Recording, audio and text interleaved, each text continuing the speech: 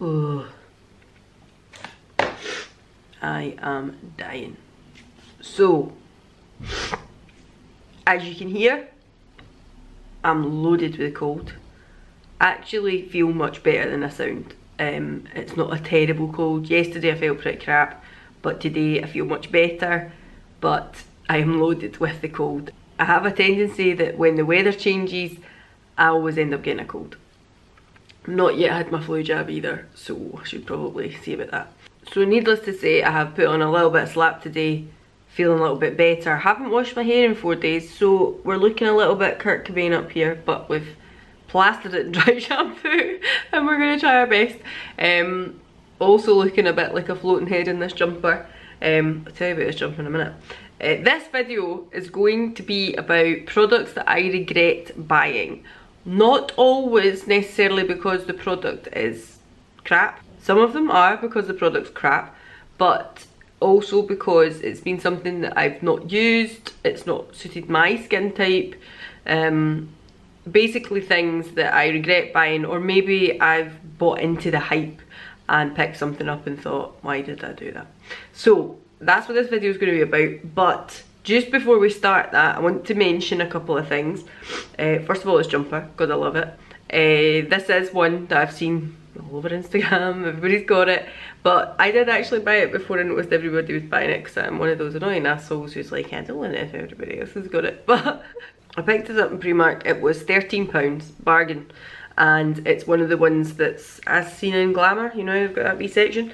But I actually really like it. I've got it in a small. Primark's obviously changed all their sizes now.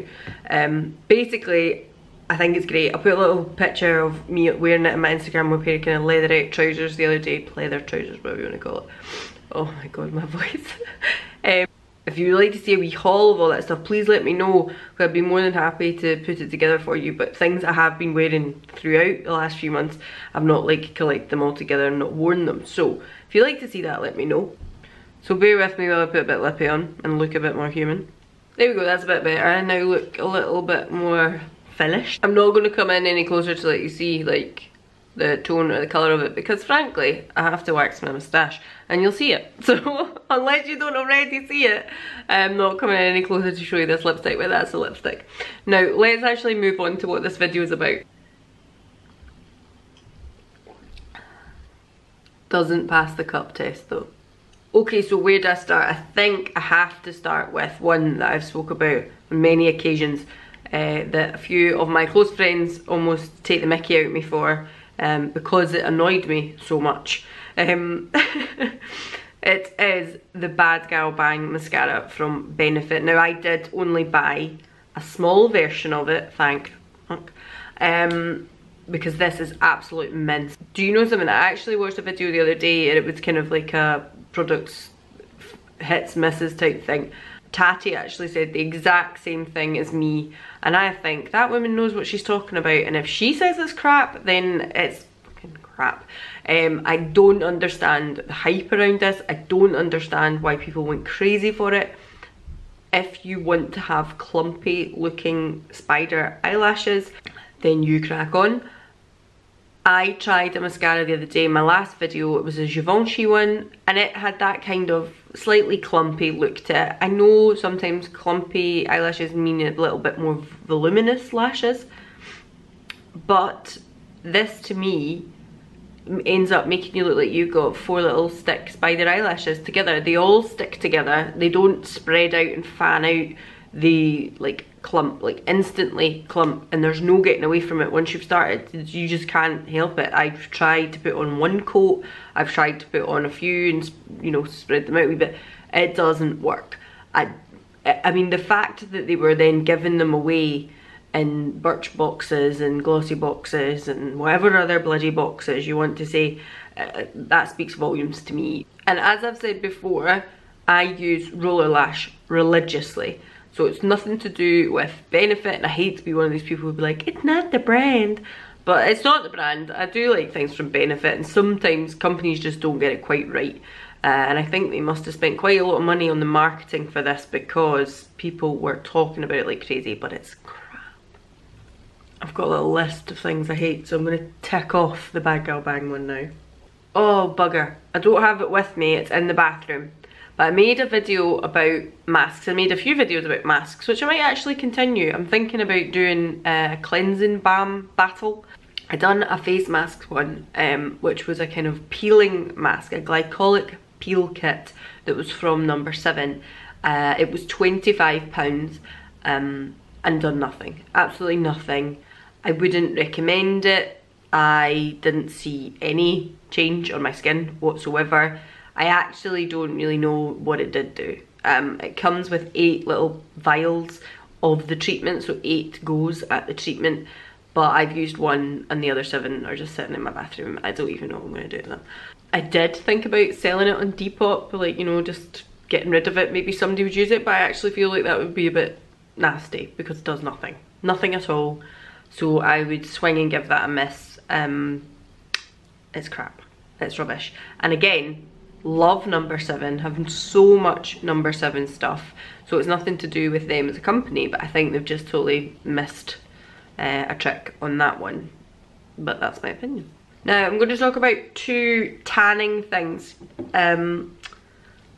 I have a couple of ladies on Instagram that I have in a group chat, and actually one had asked about this. I've seen a lot of hype about it. It was actually one of the reasons that I picked it up and thought I'll give that a bash over the summer. I've seen people have really good results with this. I've seen other people use the body version and say it was a bit streaky. The Isle of Paradise tanning drops. Now I have it in medium. This is for face and body, but you obviously get the tanning water in the bigger bottles as well. As you can see, I've not used a heck of a lot out of this. I got the medium one. Maybe I should have got the light one, I don't know. But when I bought this, it was midst of summer. I had a little bit of colour anyway. It suggests that you add 1 to 12 drops to moisturiser. You cannot put this straight on your face, it just doesn't work. I think the result would be even worse than when you're using it with the moisturiser. As I say, this is a tricky one because this didn't work for me. That doesn't mean to say it's not worked for other people. I have seen other people, including Katie from Mama Says blog. I've seen on her Insta stories that she's used it quite regularly and it seems to work wonders for her. But for me, I looked jaundiced, that's the truth. I didn't look well. Actually didn't notice until other people started commenting on my colour. As some of you may or may not know, I am diabetic and I do get blood tests taken kind of regularly, 3 to 6 months. And actually back in January, some of my tests came back slightly abnormal, one of which being my liver tests. Not because I drink too much red wine, probably just because I'm diabetic. But I remember when I started using this over the summer and my mum actually was like, "Are your blood tests okay?" Because she genuinely was like, "You look jaundiced, you look yellow." So for me, this was not a winner. If anybody would like this, because it's practically full, if this works for you, Katie, if you happen to be watching this video, please let me know if you want this, because it's really just not for me. As I say, the women that I have in my kind of group chat from Instagram, they were asking about it too, and it's very difficult because I'm like, I can't say anything good about it because it didn't look nice on my skin, but it's one that I've seen on other people's skin and I think, God, that looks, you know, it looks like you've got a lovely tan. So it's very difficult, but for me it is a miss and I do regret buying it. I think I got a bit roped into the hype on them, and I wish I just hadn't bothered because it's not for me. I'm going to put a little link to some of the ladies that I follow on Instagram as well, because they are fabulous and they're kind of all fashion ladies, some of them mums, some of them not. They're all based in Scotland as well, which is quite nice because it doesn't happen that often, and they're all lovely ladies. I'm actually going to meet them in a couple of weeks, so I'm looking forward to that. But just in case anybody sees this and they don't know, please go and check out these ladies. The second tanning item that I'm going to talk about is this. This was wholeheartedly Jamie Genevieve made me do it moment. And I actually spoke about in a video recently about how you're getting sold things all the time and how you should know better, and I'm 30 and I know better, but clearly I don't. So this is the You Tan and Tone Coconut Tanning Water. It's like a facial spritz. You put it on under makeup, or you can put it on over makeup apparently. I don't really understand how you can put things over makeup. That to me seems a bit odd. I think Saint-Tropez have brought out a tanning water that they say the same. I don't know. I'm going to be honest with you. The reason I'm not keen on this is because I don't think it done anything. Not because I found it to be greasy looking, not because I found it to be uncomfortable. I actually quite liked spritzing it on my face, giving myself a little bit of a glow, and it had coconut oil in it, so it kept my skin nice and moisturised, and I quite enjoyed it for that. But for developing a tan, I didn't really see anything happening at all. So to be honest with you, for that reason I regret buying it, because it's supposed to make you tanned. And if there's one place that I just do not tan, it's on my face, because I've always got, you know, your factor 50 on. I try and cover my face in the sun as often as possible. So when I was going on holiday and my body was a different colour from my face, I thought, oh, I'll try this or the Isle of Paradise one to try and bring my face to a more closer colour to my body, which it didn't do. So I'll probably use it up this summer. What's the sale by on it? I probably fucking won't, because it's a 6-month sale buy. I'll take it to Australia with me. Oh, I'll fucking waste of money. Anyway, so I would say give this a miss. If you see it in the shops and you think, oh, I saw so-and-so using that and it looked really good, no, just pass. Go and get yourself some Saint-Tropez or San Moritz, or just an instant fake tan and put it on your face. Just do that. Or buy a darker foundation. Don't use this. The next thing is a skincare item. And this is just actually my own stupidity, but I do regret buying it. I will use it up, but I've mentioned before that I really like the Glossier Milky Jelly Cleanser. I do really like it. Do I like the fact that I have to order it online and then I think, oh, I'm going to have to pick something else up from Glossier, because, you know, it's fine if you're going to order your moisturiser, your stage 1 set, but I'm now backed up on quite a few Glossy lip balms. I'm not going to get through them all. Sometimes I just want to pick up the jelly cleanser, and you can't go into store and get it, and to order it online is a bit of a faff. So I've been waiting for a drugstore brand to come out with something similar. If anybody knows anything similar, please let me know, because I would love to hear what it is. And I saw this from Neutrogena and thought, oh, it's like the Milky Jelly Cleanser, but it's not. I should have read the packet before I bought it, and it's completely my own fault. This is the Neutrogena Hydro Boost Jelly Cleanser, Jelly Milk Cleanser. It says it boosts hydration, removes makeup, and leaves skin touchably supple, and has hyaluronic acid in it. Sounds like it's singing all the right songs.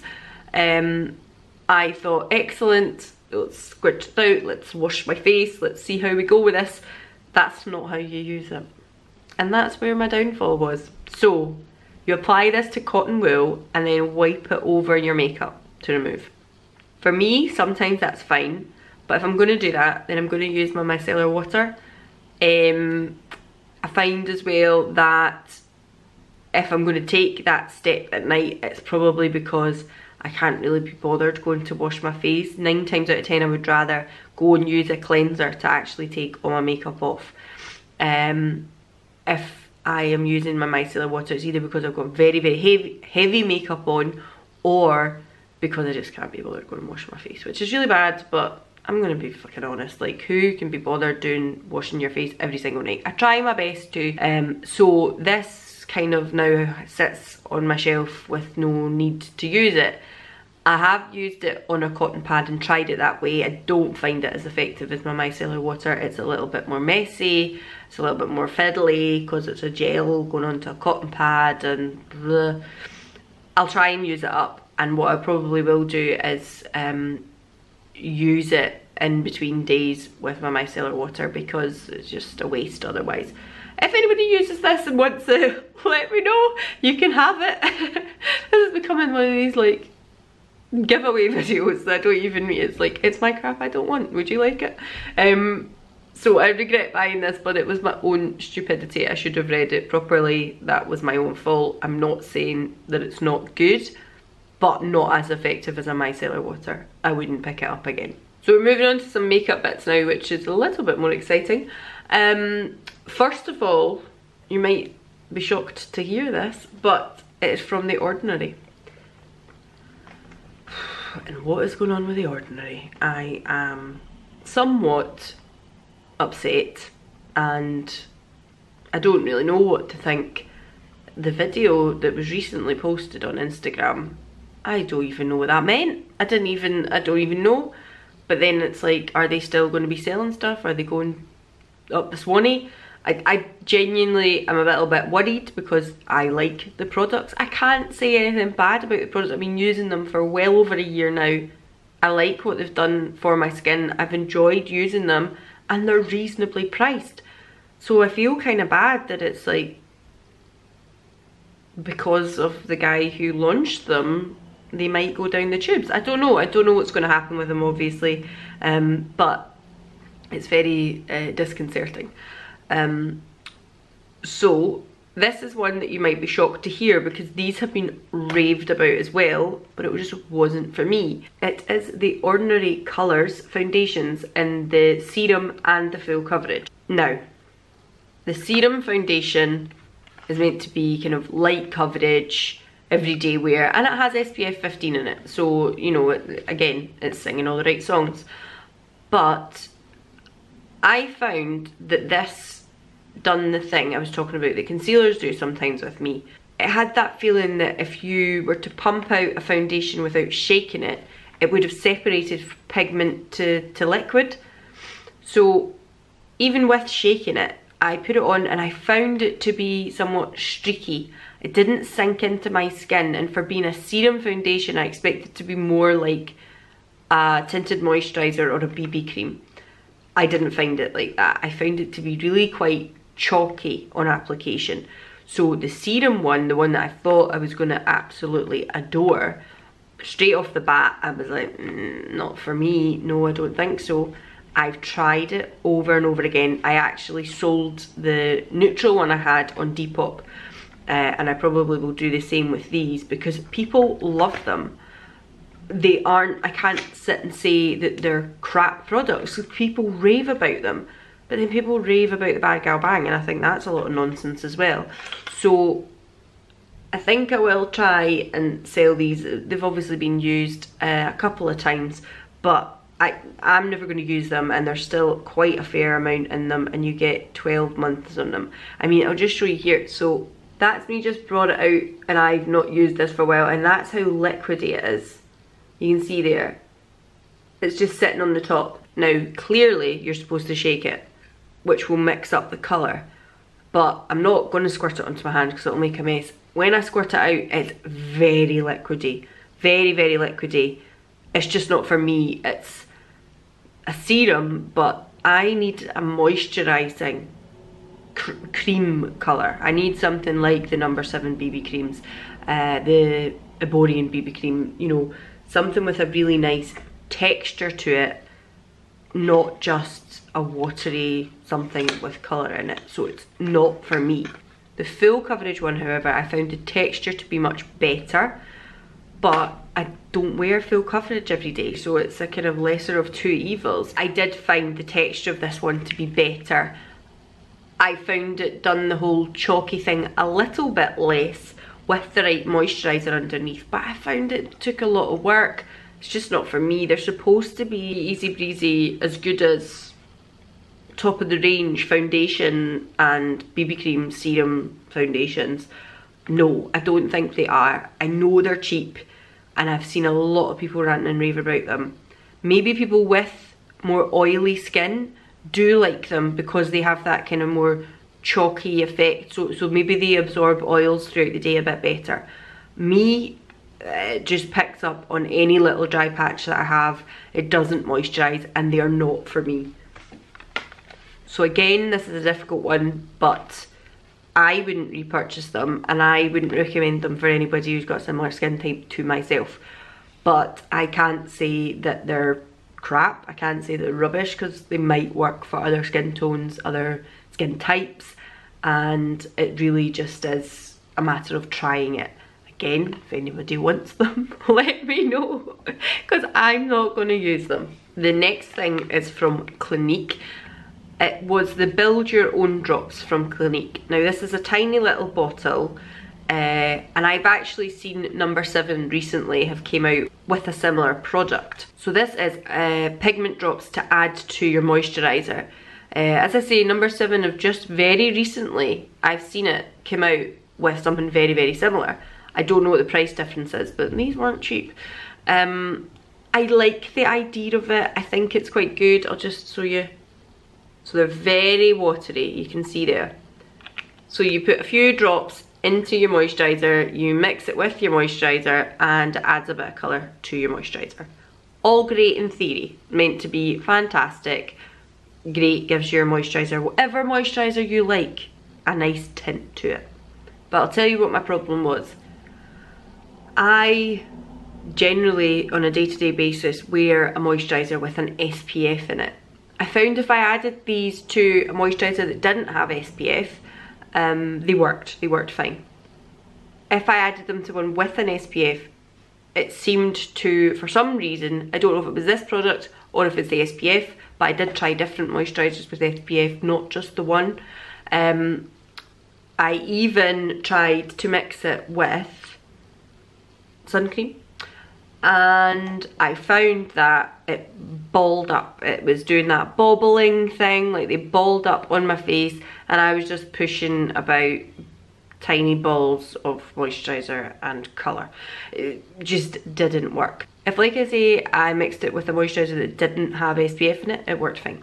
But that's the reason why these haven't been used, and that's why I regret buying them. I haven't used them enough to justify buying them. They do last for 2 years, so I'm going to try my best throughout the winter when I might need moisturisers with SPF a little bit less, or maybe even I could drop them into moisturisers for work, but I generally don't even wear a BB cream to work or anything like that. I literally just don't bother my bum.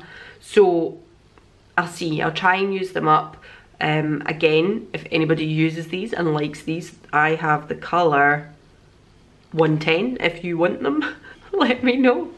And I think it'd be interesting to go into number 7 and see exactly what their version is like, because obviously they've just launched theirs, and I bought these probably earlier this year, maybe back February, March time, so it would be interesting to see what their take is on it. But just get yourself a tinted moisturiser, just get yourself a tinted moisturiser with SPF in it. You'll be jamming.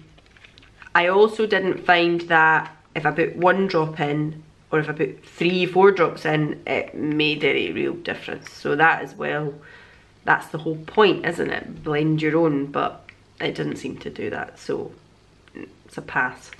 Okay, so this is another one from Diciem. It is the Neod Photography Fluid. Again, you've probably seen every YouTuber and their aunt speaking about this stuff. My issue was I picked up the wrong colour. So again, I'm not saying that the product itself is rubbish, but I think the one that I see a lot of girls speaking about is the 12%, which is more like a pearl white colour. I got the 8%, not knowing that there was really any difference and not looking into it, clearly. And this is like tan orange. Again, over the summer I used it and actually it gave a lovely glow to the skin, I do have to say. But I regret buying it because unless I have a tan, then I can't use it, which is a complete waste of bloody money, because for the most part I am normally this pale colour. So look, it is like a golden, absolutely golden. Mixed gently with a light cream or foundation, it does give a lovely colour to the skin. On the body as well, if you've got a tan, it's gorgeous. I wish I'd picked up the right one though. So that is a regret, again, because I'm stupid and picked up the wrong one. I didn't know though, nobody ever mentions that they use the 12% or the 8. I just see people using it and I was like, oh, photography fluid, opacity 8%, yeah, that's the right one, no bother. You can't try them in the store, which is really annoying, so, oh, so there. I will keep this. What's the lifespan on it? Oh, for fuck's sake, that's 6 months as well. So I'll try and take that one to Australia too. Now we're getting down to the last couple of items here. A controversial item, to say the least. It's from MAC. It's right up there. Top of the range. And it is one of their mineralized skin finishes. Now I've tried to use powder. I do have the odd translucent loose powder just to blot in certain areas because yeah, I get oily sometimes. But I wanted to try a MAC mineralized skin finish because I hear so much about them. I hear that they're just amazing, like they're not like normal powder. You put them on and they don't look like you've got powder on, it just makes you look like skin, blah, blah, blah, blah, blah. I have been in, I've asked the girls to put it on my face in the normal, you know, skin tone colours, not in any of the shimmery things. And I don't get it. I don't really get powder that much, which is maybe difficult for people to understand, but it's just not something that I generally use. It doesn't suit me. And funnily enough, when I went into MAC once and asked about the mineralized skin finishes, and the girl was like, oh, would you like me to put some on your face? I was like, yeah, crack on, let me see what it's like. I'm not going to buy it if I don't like it. I never said that to her, but you know. So basically, she puts it on, and I was like, I think that makes me look older. You know what I mean? You're looking in the mirror and you're like, but I think that's just now made me look dead crepey, and like it's, you can see that there's powder on my face. So and I said it's difficult. I said because I don't really use foundation, and she was like, well really it would be to set your foundation, so if you don't have foundation on it won't look as good, so you need to have foundation on to wear the MAC mineralized skin finish. And I thought, but I don't wear foundation, and if you don't wear foundation, and if you think that skin's alright, I'm not needing to wear foundation every day, then what the fuck are you needing the powder for? Like, is that just me? Am I just being like dead up myself? Because I don't mean it that way. I just mean when I wear foundation, I think if I wore it every day it would make me look older. I don't think I would look as fresh a faced. So I don't wear it every day, and for her to tell me that yeah, the powder won't look as good because you don't have foundation on, I was like, well, I'm not going to be wearing the foundation every day. Anyway, the one I'm talking about is Soft and Gentle. Still got the wee plastic cover on it, look. Now, this is one of the more highlighty mineralized skin finishes, and actually, this is really gorgeous. Like, for a highlighter, this is beautiful. Look at that. Look at that on your hand. Oh my god. Issue with this is it's so dark. Like, I bought this again in a little bit of a hype, but I tried it on the back of my hand. I thought that's beautiful. It's a gorgeous like golden tone.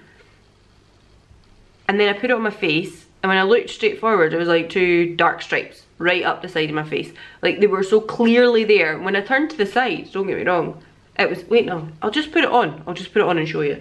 Now again, because I'm in front of a light here, this is probably going to look blinding, and it'll probably look okay, but in real life, like, it looks too dark for me.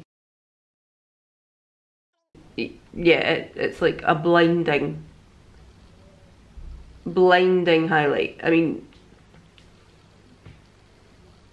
so it certainly gives you that Tin Man effect.